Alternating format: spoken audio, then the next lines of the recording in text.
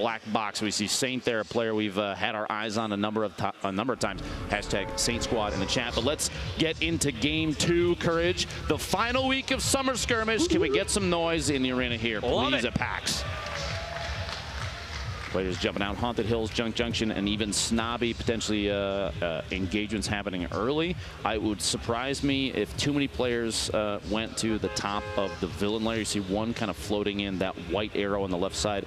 The reason being, typically, if the drops are directly under the bus at the beginning of a match, especially in competitive, players, they tend to not necessarily go there because the thought that it might be a high-pressure zone. Early engagements can be risky. If you're not on top of your loot, you know, the speed at which you can loot, you can put yourself in a bad position. Now, our winner from last round, Sean, was taken. Dropping in, going east side past Retail. Retail, a pretty common POI for players to hit in public matches, but Sean looking over here towards the little the park here. It's got a number of loot spots, a couple chests up top that he can, yeah, he's going to try and get some material build up for those, and landing right on a weapon, which is, I mean, that's the smartest play you can make. You know what it is? I actually have a buddy named Connor. He loves to land in this area, and it's because there is 7 trillion metal. Oh yeah, literally, every single one of those. Like, look at all the RVs that he's, you know, got the ability to just break on down. He's got someone actually pretty close by. Slazen, does he have any idea that Sean is here? They're both popping big shields, it appears, as there might be an engagement early on. Painful PvP, one of our players that scored a high number of eliminations last match, landed here in Salty Springs. He's got he's got some neighbors that he's going to have to deal with here in a second, and the house that he dropped, that treehouse, a pretty common one because there are multiple 3 chest spawns in one house. High density loot is something you'll see a lot of players, competitive players, favor because there's more chances of landing directly on a chest. You don't have to panic. There's it's planning, it's coordination, and it's a lot of forethought. So the audio in Fortnite will work, especially with chests, where if you look in the area that it is, it will actually be louder. So right there you saw he couldn't tell if there was a chest above him, so he winds up looking at it and hears it, then realizes, oh, I'm going to go to the top of the cyber tower and go and loot that thing as soon as possible. In the background there, you saw Dooble's just kind of keeping his eyes out for a build fight happening. Just past him, there was a legendary double barrel already obtained. An Ubernoob in the north side, landed at the hotel, a pretty common job, but he's getting shot at. A little bit of back and forth right here would be a really, really good idea. You don't want to get picked out of midair, especially with only 128 HP. He's doubling back. It looks like he wants this fight. He wants the engagement. The green tank, the green AR, not a terrible loadout early game. Or, no, he just wants to double rift. He's rifting again. He might be. Is he trying to use all the rifts to prevent his opponent from getting out of there? Oh, there he goes. There he goes. Popped a second one. More shots coming out there. Sketch as he's looking to get basically any damage that he can on his target. It's not necessarily about the elimination, Courage. It's about maybe putting pressure because you get a couple tags on him, especially because rank means quite a bit. Top 10 is a point. He's just trying to get a couple hits on him and hope that maybe somebody else eliminates him. Now, Wheels, we saw eliminated early, late game underneath Dirtburger, but a quick replay. Divine, a player we were talking about earlier, had a very high blaze. He's 3rd and a 1st. Gets the drop on Kutra there. The minigun, not often used, I feel like, especially in the current meta. SMGs and shotguns are favored quite a bit, Jack. Except for maybe late game a little bit, as you see the tag there, Lucky Landing, where we currently are with multiple players involved. Monster, who won Heat 3, is actually involved in this engagement with Fuzzy. Fuzzy's just trying to keep this high ground. Blue Pump, so useful early game when you've got to think Monster probably doesn't have max HP. He did 102 damage headshot there, and Fuzzy gets an elimination, but he's not the only one left down here in the south. Back over to Greasy, we're watching Wheels and his opponent kind of a little top-down fight. The chest. Now, Jack, the chest sound between Wheels and Hysteria, that they can almost use that to mask themselves, right? There was that minigun, and why you don't really see it used too often. It's not the best weapon to have, but when your loadout is a bolt action, or sorry, a hunting rifle, a deagle, and then that, yeah, it's not fun. The hand cannon, probably not the best weapon there. Wheels and Hysteria playing cat and mouse in this house, audio being the #1 utility. Hysteria making as much noise as he can with the C4, trying to put some lines of sight between him and Wheels, see if he can get the elimination, catch him off guard. He was looking down underneath. Goes for the doors. Launch that out. Sarah trying to get away. A 1 damage. That pump shotgun I don't think is super effective at that range, but it was either take the shot or swap and not get a shot off. So he went for what he could. So he was immediately prepared to begin to chase down Hysteria right there. But once Hysteria built a little 1-by-1 and some nice little cover with that metal, that was enough to deter him from going from that fight, even when he knows Hysteria was under 100 health and he had maxed HP. That, for me, is a questionable decision. I feel like that's an limb that you kind of have to push and go for, especially with that much health and what he had at his inventory. He had the shotgun to go with. He had like 200 materials to build with. I think he had enough to go after that one. What we were watching earlier. Bowman dropping in here. Oh, fast edit on Double. Does the replacement, immediately takes a corner out and pushes in. To Aiden, one of our high elimination players from the last game. I wonder if he landed tilted then, because he definitely landed tilted this one, and there's the rift to go. The rift to go. And he's just going to hunt his opponent. The interesting thing about rifts to go, Jack, if you're outside, if you're through a wall when one of those is popped, even maybe a floor up or down, it will still grab you on initial use. So his opponent looks like it picked him up and pulled him with him. Imagine, yeah. Imagine. The tap fires. Rift to go himself? Imagine again if he opened a rift right there from the portal. But Wish, player we've seen a lot of, challenging someone up close. Gets really accurate AR shots, gray or not. The accuracy made every difference there. The 30 damage shots, he had 4 body shots on him, and that was all she wrote. Aiden back still here and tilted, taking shots on Alpha. This build fight, and there's that rift to go. Grabbing both players, even though they weren't standing right on top of each other. The proximity of that you can even pull opponents out from inside of buildings. They land at the same time, and Aiden gets quick elimination with a shotgun. Wow. Impressive stuff. Dr. David. His opponent's going to use a rift to go just in front of him, and now he'll follow it on up. As he's just trying to spot where did this guy run to. Typically, if you're seeing someone use a rift to go in that scenario, they're playing it as like a, hey, I need to get out of here. It's like a defensive, I've got to leave this fight. I'm not in a good spot.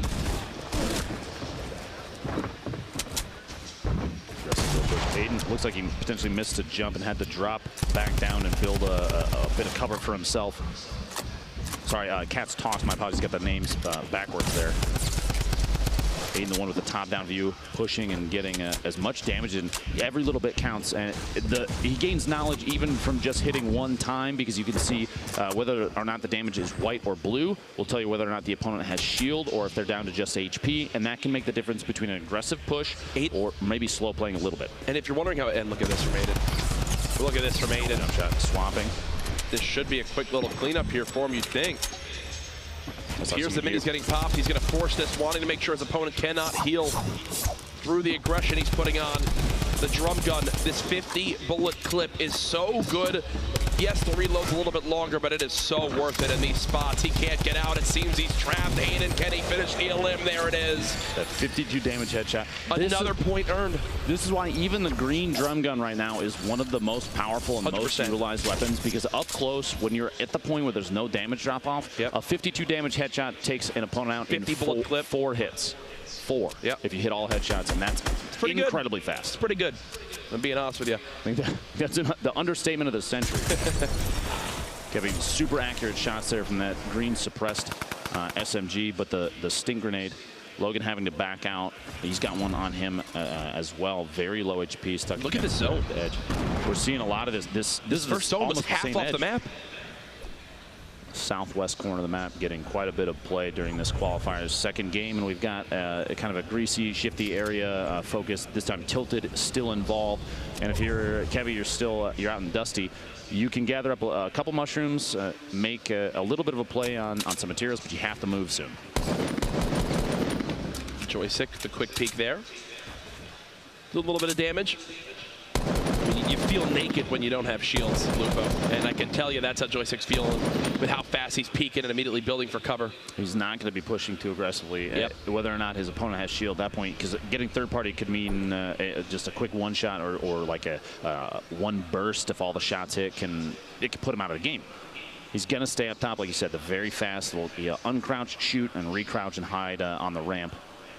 positioning the ramp can be pretty important too. You see he's kind of shifting around. If he's looking on the opposite side, it would not surprise me if he did a quick edit and change the orientation of the ramp. Now, on your screen right now, those top 3 players, even though one is eliminated, they all come away with 1 point already in game 2. Aiden, Crashy, and Airco.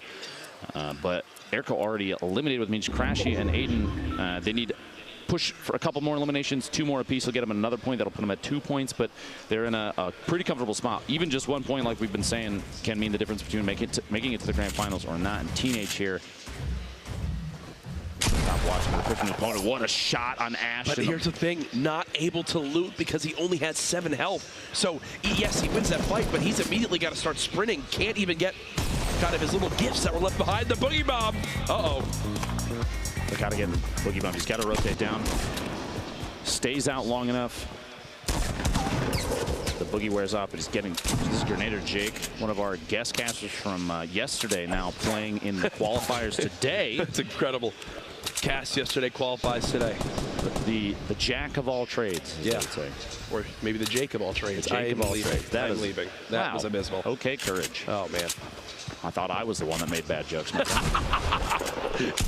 love you, Ben. Let's see how Takata plays this one, though. Both players getting third-partied, one from the west, one from the south. No materials left. He's kind of panicking, and great, you picked up 9 metal. It's not going to get you very far. A name we watched earlier, stuck in the bottom of Shifty Shafts, and 1v1 versus opponent gets quick at it. He has an opportunity, gets it on Fuzzy, a jump shot, and uses a line of sight to block the explosion from the C4. An intelligent play and very good positioning there. And just to take note, that was the 3rd elim for Lene in this one. Oh, the trap. Oh, he sprayed it down just in time. Tristan in the middle of that 1v1, as soon as the trap goes down, decides to stop shooting his opponent, shoot the wall out, and then re-engage. That could have gone bad very quickly. Remember, traps doing 150 damage. It's a lot, is how much they do, basically. Yes. 150 is, in fact, a lot. I just checked. It most certainly is. Wait, what is the right side of this map right now? Look at everyone. 1, 2, 3, 4, 5, 6, 7, 8 players roughly in that little ball, plus another one south and north. A couple of them stuck, hanging out in maybe a safe 1-by-1. But we have a ton of players on top of each other. But this is the southeast corner on top of S Hill. Is this a tilted landing? We might have a tilted. Sorry, tilted ending, not landing. My goodness. Lazy boy Chino just bouncing around. He's got 1 player close to him here. So when these players in these scenarios, for people at home wondering, when we say audio cues, they're listening for if the footsteps are on wood or if they're on the ground. They're listening for if they begin to break walls, if they're breaking metal, if they're breaking wood or brick. They're listening for audio cues if the players are above or below them.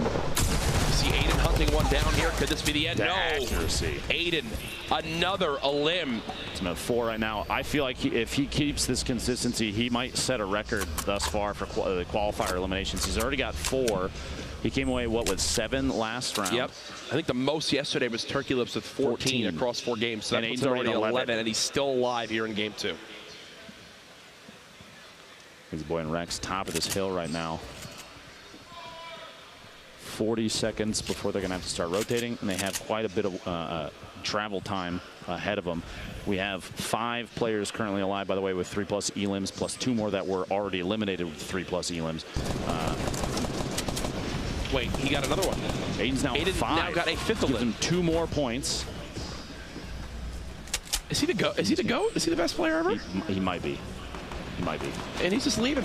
He's fine with leaving that. This is an intelligent rotation, too. Whether or not, he doesn't need to know if Joystick is 1 shot. It would be useful information. But right now, he's looking at the zone. He's saying, I have 5 elims. I'm not necessarily guaranteeing elimination from that fight over there.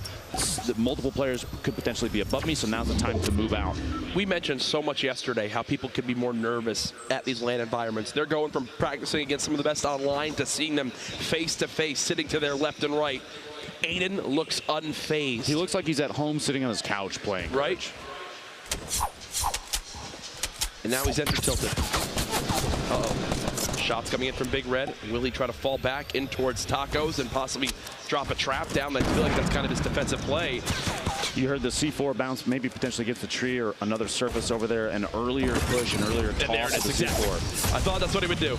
Stay inside, bandage. He's got multiple med kits, which is perfect. That C4 toss from the player in the middle of Big Red, if it had come just a little bit earlier and maybe use the angle off the wall, the building next to Aiden, could have gotten that elimination from blast radius, but a little bit of hesitation made it so that Aiden could rotate out and hide inside that building, like you said. I feel like if you're at that point for Aiden, you're just kind of hoping people forget you're in there. Let others get third-partied, have to reset, think about other fights. You see all these quick edits coming on in. Lenane just staying alive. Boyer just outside there of Shifty. Nice there as well. Saint looking like he's in a fantastic position at the top of that. And look at this. Painful was in second in elims just below Aiden last game. Consistency is key, and these two understand that.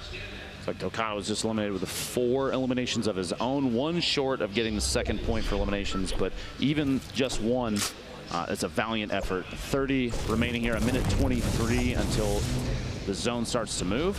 I believe once this zone closes is when the next circle is, that's when the storm starts to mix things up and everybody's got to relocate. Absolutely. As we see just how they break on out of Tilted here. Aiden, it's like he's invisible. He's just running across Tilted.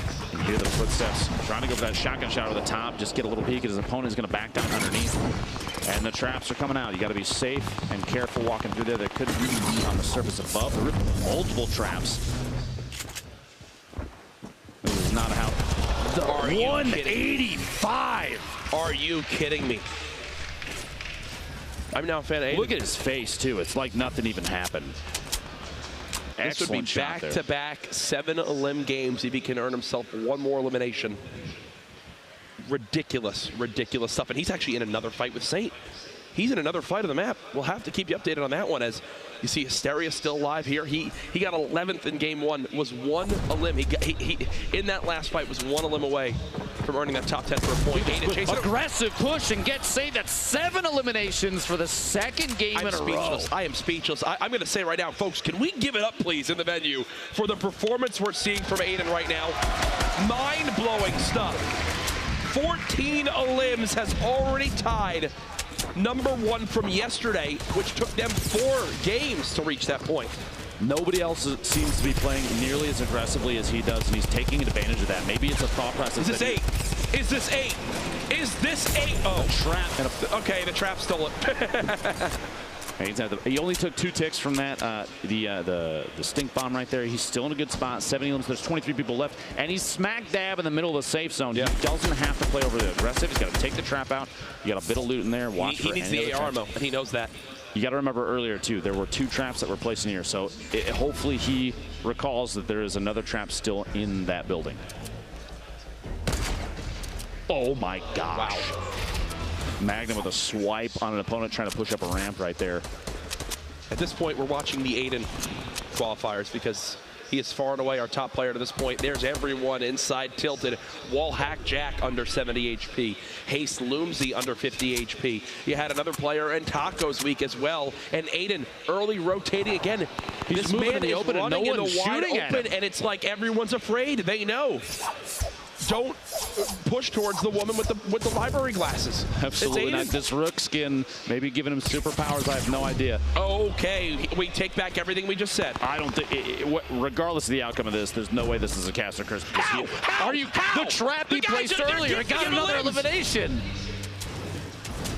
The trap comes into play. Now this player being third party, he wasn't able to clean up the elim. Boyer gets joystick there. Aiden looking for his 9th elim, but 8 eliminations in a single game. He's got a slurp ticking right now, so he has a buffer of HP still going up. He's in a great spot. He's in the safe zone. His materials are ridiculous. Intelligent play is going to guarantee Aiden the win. He knows what to do. He knows how to do it, obviously. Aiden could literally leave after game 2 and catch his dinner reservation and qualify for Monday.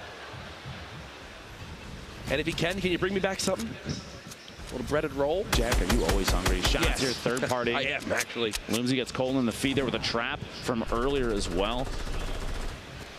Aiden's looking to secure that 9th elim. Painful on top of him, though. The second place elimination player, they're stacked on top of each other, which means you have 2 Slayers here that might get forced into an engagement.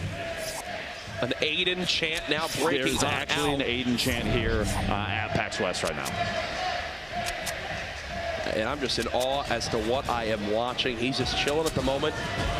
Painful in the same build as well. The Storm beginning to move on in as people will have to follow on up. Wallhack Jack just actually dropped to the zone. 16 players left. The Storm's got 20 seconds till it closes, which means 6 more players go down, and then people start to pick up points based just on their placement. Yep. What does Aiden do here? Looks like he'll just hide on out for now as we swap perspectives for a moment. This is Painful, who's above him in that same structure. 4 limbs, 1 more elimination for Painful, and that'll net him a second point to continue to put him separated from the rest of the pack. And look at everyone in that structure. Painful, Sen Animal, Aiden, Boyer, Loomsy. Saf is still alive with 200 HP as well. Aiden wants this. Slow Aiden's hunting. Play. Actually, okay, no, his ear's itching. Closes his edit out there just to make sure that no one. Now Aiden's hunting.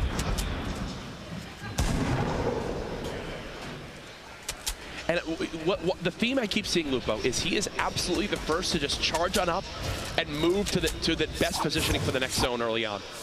I can't tell if it's just an incredible amount of confidence and knowledge that other players are rotating slowly, or if it's so gutsy. Shots coming from above. He's getting 3rd party, maybe even 4th party, 50 HP remaining. He's got to defend with this turbo build as fast as he can. He's trying to edit out.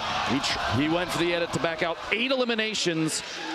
Even more than the first game, Jack. Nobody else is putting up numbers like that except for him right now. Yeah, nobody. PvP doing an excellent job in the zone, though. 15 left. He's got 4 of his own. Gets rocketed by Lenane. Caught off guard. I shouldn't have said a thing, but Lenane making an intelligent play there and saw him from above. Lenane, look at everyone having to move through that zone right now. Lenane is in a brilliant position to spray on down. Look at all the layers being built, and he says, you know what? I got to catch up with these. Rockets in hand. It's time to throw out the explodes. 1 drops on in. Gonna collapse everyone to the floor as he continues to build above these players. 9 now left. Everyone's still alive. Just earned a point. Eliminates his teammate there. More pushing out forward. Only 6 left as Lenane continues to keep this high ground. The number of layers, the number of little chambers that are being built here. He needed the materials. He had to go for it. At one point in there, it looked like some players were even holding hands almost.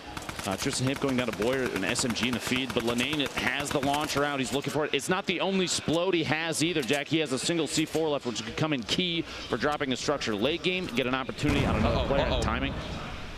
Multiple remote explosives being thrown. You see Lenane for a second was wondering if that was his own structure.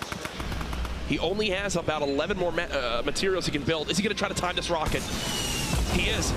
He tried to blow up the remote explosives as his rocket went to hit. He just barely missed it. A little bit more distance would have made a big difference. Literally, there. 1 more block would have been enough. Looked like the rocket detonated the C4, which is it's an excellent high IQ play. It's just the distance needed to be different, but he does have it. He's got a top-down view, but like you said, low build count. He's got to start making moves down onto players. Otherwise, the 3rd party here gets the shots, can't secure the elim. He's starting to take damage from the Storm, but he's got to push in. 4 left. He's got 5. 2 rockets could be enough to secure 2 of them right here. There's one. How about another? 3 remaining. Doesn't quite connect.